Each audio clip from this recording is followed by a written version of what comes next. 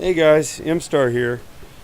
Now I got Mickeysk's brand new Ninja 300 sitting here. We're going to do some mods to this now and in the near future. Today we're going to do the fender eliminator kit and an integrated taillight kit to get rid of these ugly turn signals and clean up the back.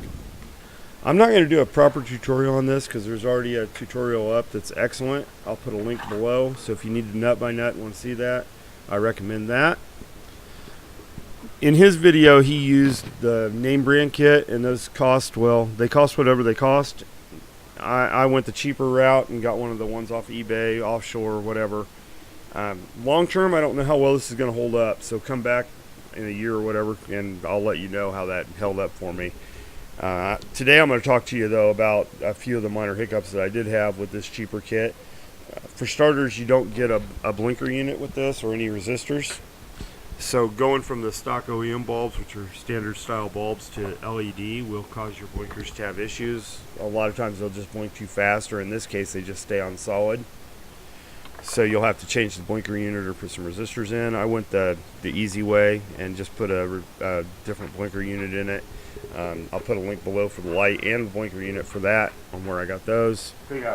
Now, the other more serious problem I had with this kit, which I'll show you how. It's not a big deal. I got around it, but the wiring harness from the light to where it's got to plug in just flat wasn't long enough, and also the plug-in they use, while was the proper style, it was cheaply made and it allowed the pins to float around inside of it, which they weren't getting good connections, so that's no good. So all I did was cut off the wiring harness, or the pigtail, whatever you want to call it, off of the OEM light,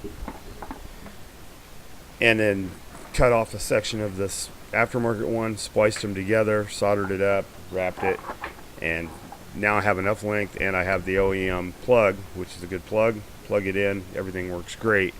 You also have 2 extra wires coming off this integrated unit, which those are your turn signal wires. Those didn't have plugs on them either, which meant I needed to just cut off the ones off the OEM turn signal stocks. I'm not going to reuse those again either, so just cut those off, soldered those on, plugged them in, and everything works great.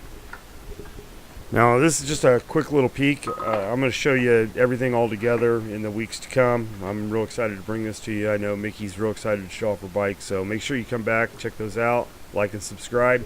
Thanks again for coming along.